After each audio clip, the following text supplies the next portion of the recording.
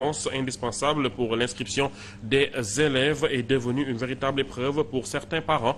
À la mairie de la Médina, les files d'attente s'allongent et la distribution des documents se fait au compte-gouttes, compromettant la rentrée scolaire. Les autorités municipales évoquent une forte demande pour expliquer ces retards et la frustration des parents ne cesse de croître. Pambaye est dépassé par les événements. Cela fait plus d'une semaine qu'il fait la navette entre la mairie de Médina et son quartier Grand Yoff pour trouver à sa petite sœur un extrait de naissance. J'arrive plus à comprendre. Ma sœur est obligée de rester à la maison. C'est inadmissible, surtout en cette période de rentrée scolaire. Trouver un acte d'état civil, un obstacle sur lequel plusieurs parents butent depuis l'ouverture des classes. Dans cette école 6 à 2 pas de maison de la mairie de Bambafal, la directrice fait recours à d'autres procédés pour inscrire les élèves qui n'ont pas de papier. Il y a des parents qui présentent des certificats d'accouchement parce qu'à la naissance, ils ne déclarent pas leur enfant. Donc au moment de l'inscription à l'école, ils présentent un certificat d'accouchement. Et c'est sur ces bases-là que l'on inscrit l'enfant. Ce qui pourrait coûter l'année scolaire aux élèves inscrits en classe d'examen. Ça va sans dire que son année scolaire risque d'être compromise. Au moment des examens, on fait tout pour que les parents amènent les extraits de naissance de leurs enfants. Mais c'est la course à la bannière. Le fonctionnement des mairies est à revoir. Cité directement, la municipalité s'explique. Elle tourne à plein régime malgré la grève des collectivités territoriales. C'est la rentrée des classes qui perturbe un peu notre productivité, car la demande est très forte. C'est pourquoi nous fixons des rendez-vous jusqu'à 72 heures. Sinon, cela pourrait engendrer d'énormes dégâts, sans compter les va-et-vient aux archives. C'est ce qui explique le temps de traitement des demandes, mais rien de plus. Pour faire face, les autorités sénégalaises se sont lancées dans un processus de numérisation de l'état civil afin de faciliter l'accès à ces documents. Mais jusque-là, la situation est loin d'être maîtrisée. La rentrée des classes tarde à être effective dans certains établissements. L'exemple du CM Adama Diallo ce soir qui fait face à un état de délabrement avancé, de quoi désespérer de nombreux parents d'élèves qui craignent pour la sécurité de leurs enfants. L'administration envisage un déménagement pour permettre aux élèves d'étudier dans de meilleures conditions. Le Ubitei Djangtei n'est pas encore une réalité dans cet établissement scolaire pour une simple raison, la vétusté des salles de classe. La ville de Dakar, en attendant la notification des autorités de la tutelle, ont mis à notre disposition l'école Mas Massaer Niane 2, l'école élémentaire Nafissatou Niang, pour abriter nos enseignements apprentissages dans les classes de 6e, 5e et 4e, 3e respectivement. Construit en 1984, ce CEM souffre de tous les maux. Des salles de classe sont dans un état de délabrement très avancé, même celle des profs n'est pas épargnée. En cette période d'hivernage, l'eau sointe de partout. Vous constaterez de visu que l'école quand même est dans un état de délabrement très avancé. Donc le bâtiment vraiment ne permet pas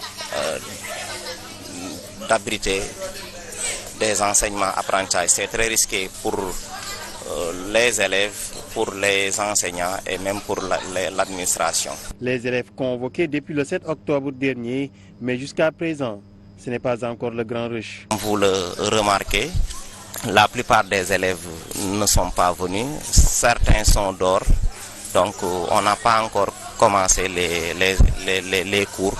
Cependant, il compte bien démarrer les enseignements ce lundi, 15 octobre. Au-delà de l'éducation, d'autres défis attendent les jeunes filles, comme en témoigne la journée internationale des filles célébrée cette semaine. À cette occasion, Plan international Sénégal a organisé un atelier de partage sur les défis auxquels les jeunes filles sont confrontées. L'ambassadrice du projet Engagement des jeunes, Sémou Diouf, a pris la parole pour sensibiliser sur l'importance de trouver des solutions concrètes à ces problématiques. Cette journée est vraiment une journée spéciale pour nous les filles Et nous remercions ceux qui ont eu cette initiative pour nous, parce qu'aujourd'hui nous nous sentons épanouis. Nous savons qu'il y a des personnes qui nous soutiennent, il y a des personnes derrière nous qui pensent à nous. Les années dernières, on faisait que célébrer, mais cette année-ci, on a eu à faire des travaux de groupe. Et on a changé ça pour avoir beaucoup plus de résultats.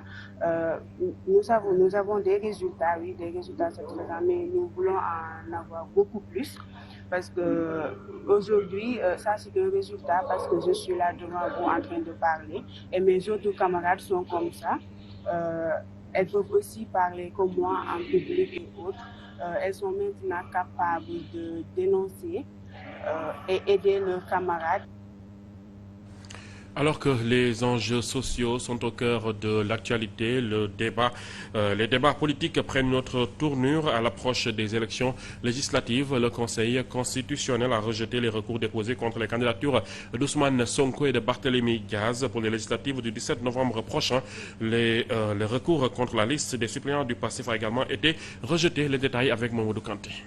C'est un ouf de soulagement pour d'un côté le parti PASTEF dirigé par le Premier ministre Ousmane Sonko et de l'autre pour la coalition Sam Sakadou avec à la tête de sa liste nationale pour les législatives du 17 novembre prochain, le maire de la ville de Dakar Barthélémy Diaz. Les listes de ces deux formations politiques avaient été attaquées de recours en contestation après la décision du ministère de l'Intérieur et de la Sécurité publique les déclarant recevables. Pour la liste de PASTEF, 2 recours ont été introduits par le mandataire de la coalition Takku Wallu Sénégal contre la candidature de Ousmane Sonko investi sur la liste nationale et contre la liste des suppléants présentée par le parti pour non-respect de la règle de parité. Des recours jugés irrecevables par les 6 sages à l'absence d'un des leurs. Selon la décision du Conseil, la règle de parité est bel et bien respectée sur la liste des suppléants du PASTEF. Leur liste nationale aussi ne souffre désormais d'aucun obstacle. L'article 182 du Code électoral, disposition spécifique qui régit la question d'inéligibilité à ce type de scrutin, attribue exclusivement au ministère chargé des élections le pouvoir de saisine. À défaut d'une telle saisine par l'autorité, la candidature est reçue. Ainsi donc, le recours déposé par Maguette Sy contre Ousmane Sonko a été rejeté. Même sort pour le recours introduit par la coalition And Liggéey Sunu Réew contre la candidature de la tête de liste nationale de la coalition de partis politiques Sam Sakadou. En référence toujours à l'article 182 du Code électoral, la participation de Barthélémy Diaz aux élections législatives est confirmée par le Conseil. Ainsi donc, toutes les 41 listes retenues par la Direction générale des élections sont validées définitivement par le Conseil constitutionnel. Il ne reste qu'à procéder à l'impression des bulletins avant d'aller en campagne, puis au jour du scrutin pour l'élection des députés de la 15e législature. Alors que le climat politique s'échauffe, les voix s'élèvent pour appeler à une réforme profonde des institutions. Eliman Khan du mouvement Lex Africa prône une révolution constitutionnelle. Dans un texte publié récemment, il critique les régimes successifs qui, selon lui, n'ont pas osé entreprendre de véritables réformes. Il appelle à une rupture avec le mimétisme des textes juridiques hérités de l'époque coloniale. Les assises nationales de la Commission nationale de réforme des institutions prônent dans leurs conclusions une vision qui met l'accent sur la justice sociale, l'équité et l'égalité des citoyens en droit. Elle propose également un modèle de gouvernance consolidant et institutionnalisant la démocratie participative basée sur une approche d'inclusion circulaire et multi-acteurs et un cadre institutionnel consacrant le dialogue entre l'État et les acteurs politiques, sociaux et économiques pour définir et évaluer régulièrement les orientations politiques. Diomaye s'est engagé suite à sa victoire lors de la présidentielle à réviser et à protéger la Constitution en s'inspirant des conclusions des assises et des réformes proposées par la Commission nationale des réformes des institutions, a rappelé Eliman Abikan, analyste gouvernance et politique publique, président du think tank Lex Africa. Selon ce dernier, la souveraineté prônée nécessite dès lors une rupture avec le mimétisme mécanique des textes juridiques et la prise en charge de notre héritage politique spécifique pour enraciner la Constitution dans les éléments endogènes qui fondent notre société. Ce qui suppose, selon Eliman Abikan, l'implication des citoyens dans sa conception, la simplification de la présentation du contenu dans les langues nationales pour faciliter l'appropriation du texte fondamental par les citoyens dont il organise et régule les interactions quotidiennes et les institutions qui les encadrent. Il s'y ajoute un cadre réglementaire progressiste, souverain et refondateur, d'où des changements en profondeur et audacieux et d'aller au-delà des limites de l'héritage colonial. Il s'agit aussi de la gouvernance transparente et inclusive comme levier de mobilisation citoyenne pour oser la révolution constitutionnelle. À cet effet, et pour éviter une énième déception aux Sénégalais, Eliman Abikan indique que cela passe par le vote, qui est une impérieuse nécessité du régime en place, et d'aller vers des réformes d'adaptation pour impulser une véritable refondation. Momar Cissé, pendant que la scène politique bouillonne, certains dossiers judiciaires continuent de faire les gros titres. L'ex-directrice de la promotion de l'économie sociale et solidaire, Diégui Diop, a été déférée ce vendredi matin à la division des investigations criminelles avec 3 autres personnes pour le détournement de fonds publics portant sur un montant de 30 millions de francs CFA. Ils sont actuellement en détention provisoire à la cave du tribunal de grande instance de Dakar. On nous apprend aussi que Cherdien, ancien directeur général de l'ONAS, est convoqué ce lundi à 16h à la section de recherche. Pour ce qui est de l'économie, le gouvernement s'attaque à des réformes pour relancer le secteur agricole sur instruction du président de la République. Le ministère de l'Agriculture a lancé les consultations pour la révision de la loi d'orientation agro-silvopastorale et halieutique. Cette réforme vise à booster le secteur primaire et à atteindre la souveraineté alimentaire tout en renforçant la participation des organisations professionnelles rurales, suivant le compte-rendu de Djemboumbaï. Pour booster le secteur agricole et atteindre la souveraineté alimentaire, le gouvernement du Sénégal compte changer de paradigme. C'est dans cet élan que les nouvelles autorités ont décidé de procéder à la révision de la loi d'orientation agro-silvopastorale, une loi en vigueur depuis 2004. Nous croyons fermement que l'agriculture paysanne, l'élevage extensif peut jouer un rôle extrêmement important pour nourrir les Sénégalais, mais aussi pour créer des emplois décents. Si à travers cette loi, nous accompagnons l'agriculture, l'élevage, la pêche, l'artisanat, pour vraiment donner la contribution qu'elles doivent donner. Et vous allez voir que sur les nouvelles orientations, on parlera de réforme foncière, on parlera de formation, on parlera de formalisation, on parlera de production. Après 20 ans d'existence, cette loi va ainsi faire l'objet de quelques améliorations. Elle sera réadaptée aux exigences de l'heure. Des urgences comme la crise climatique planétaire qui affecte rudement le monde rural. Il est temps qu'on aille vers notre souveraineté alimentaire. Ça suffit. Et il nous faut une réforme foncière en fonction de cette vision alimentaire. Le Sénégal travaille dans ce projet avec ses partenaires techniques et financiers, comme l'USAID et Annabelle. Et nous félicitons le ministre et le ministère pour l'approche, pour la révision qui est basée dans la vallée de transparence et participation. Et nous sommes très optimistes dans le progrès avec la loi. Le souhait du gouvernement, c'est de peaufiner, en collaboration avec toutes les parties prenantes, une loi qui servira à la postérité. Un conseil supérieur d'orientation agro-silvopastorale est prévu avant la fin de l'année 2024. Sur le plan diplomatique, le Sénégal continue de renforcer ses relations avec les pays voisins. Abdoulaye Bathily, envoyé spécial du président Bassirou Diomaye Faye au Burkina Faso, a rencontré jeudi le président de transition Ibrahima Traoré. À l'issue de cette rencontre, Abdoulaye Bathily a réaffirmé la solidarité du Sénégal envers le Burkina, un pays en proie à de violents assauts terroristes. Le récit de Ousmane Ba.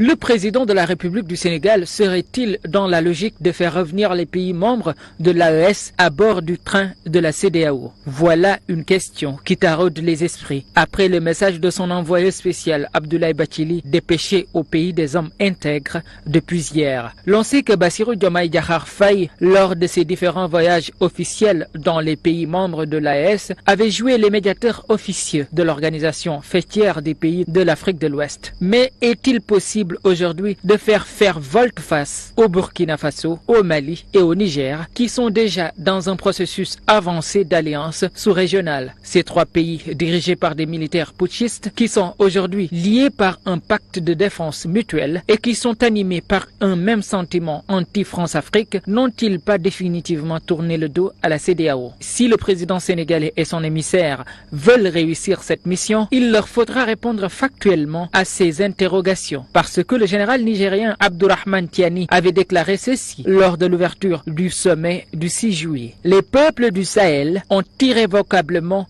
tourné le dos à la CEDEAO. Aujourd'hui, les trois dissidents de la CEDEAO sont d'ailleurs dans la perspective de création d'une monnaie commune. Autant dire que l'AES est déterminée à s'éloigner davantage, surtout au vu des actes posés depuis sa mise en place. La force antiterroriste de l'AES, créée en mars 2024, est une revitalisation de la force multinationale de sécurité Liptako-Gourma, annoncée en 2017, après que la région est devenue l'épicentre du terrorisme en Afrique de l'Ouest. La force Liptako-Gourma a cependant été abandonnée lors de la création de la force conjointe du G5 Sahel, soutenue par la France. Le Burkina Faso, le Mali et le Niger se sont depuis retirés du G5 Sahel, conformément à leur rejet de toute influence extérieure sur leur gouvernance. Sur le plan sportif, Dakar se prépare à accueillir un événement de grande envergure, la 28e édition de la Coupe d'Afrique des clubs champions féminins de basketball. Elle se tiendra en décembre lors d'un déjeuner de presse. L'ASC Ville de Dakar, hôte de la compétition, et la Fédération sénégalaise de basketball ont rassuré sur les préparatifs. Le club vise le titre continental et appelle les supporters à se mobiliser. C'est un déjeuner de presse qui marque une étape importante dans les préparatifs de la 28e édition de la Coupe d'Afrique des clubs champions féminins de basketball organisée par l'ASC Ville de Dakar. Nous sommes plus qu'honorés d'accueillir un tel événement qui mettra en lumière non seulement le talent des athlètes dakarois et africains, mais qui servira également de prélude aux Jeux olympiques de la jeunesse Dakar 2026. Un moment historique pour l'Afrique. À ce stade, je voudrais rappeler que ce sera pour la première fois en terre africaine que les Olympiades seront organisées. Dakar va accueillir, et Inch'Allah, l'Afrique va célébrer. Cette compétition prévue du 6 au 15 décembre prochain est un événement sportif majeur auquel veut se distinguer le club municipal qui règne sur le basketball sénégalais ces dernières années. Et pour relever ce défi, l'ASC Ville de Dakar s'est donné les moyens. def nañ ay recrutement ci wàllu staff technique bi de recruter nañ benn coach bu bees nga xam ne moo ñëw appuyer coach Moustapha Gueye muy coach Malick Goudiaby. On a fait des recrutements. Nous avons recruté un nouveau coach qui va appuyer Moustapha Gueye. Dans l'équipe aussi, nous avons recruté des joueuses comme Fatou Diani, une américaine qui joue à la NBA des femmes, qui s'appelle Ki, sans oublier Aminata Ngom, qui est l'avenir du basket sénégalais. ak bañ ko fàtte aussi muy xale bi nga xam ne moom mooy yaakaaru basket Sénégal tey muy Aminata Ndong muy xale bu jàmbaare nekk une révélation moom it tamit aussi dina ñëw ci équipe bi pour jàppale ñu pour ñu atteindre suñu objectif. Les Dakarois visent le titre continental et pour réaliser ses ambitions, le président de la Fédération sénégalaise de basketball appelle à la mobilisation de tous les supporters pour soutenir les filles. Rares sont les clubs qui organisent, qui gagnent. Donc il faut de la mobilisation de tout le monde. Une bonne mobilisation pour une bonne organisation d'abord, mais surtout pour une bonne participation. Aujourd'hui, l'ASC Ville de Dakar ne représente plus la ville de Dakar seulement. Elle représente le Sénégal. Donc j'appelle tout le monde à une mobilisation, à une implication. L'ASC Ville de Dakar, qui domine actuellement le basketball sénégalais, veut désormais se faire une place au soleil africain.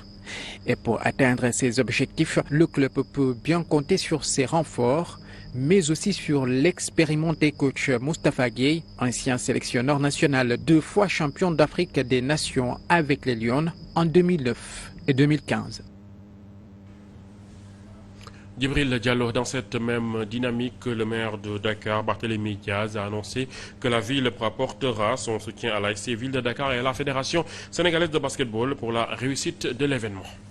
Nous nous engageons à garantir un accueil chaleureux et une logistique irréprochable pour les clubs, officiels et supporters venant de toute l'Afrique. Des mesures spéciales seront mises en place pour faciliter les déplacements, l'hébergement et assurer la sécurité de tous les participants. Nous travaillerons étroitement avec tous nos partenaires, qu'il s'agisse des ministères concernés, des forces de défense et de sécurité, de la fédération, des clubs, du secteur privé ou des médias, de la Ligue, afin d'assurer une expérience inoubliable pour tous les visiteurs. Il y a enfin la mobilisation citoyenne et la solidarité.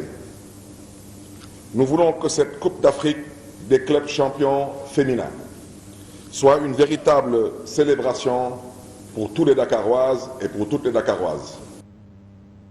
En sport, enfin football, l'équipe nationale du Sénégal entame une nouvelle ère avec un rendez-vous capital.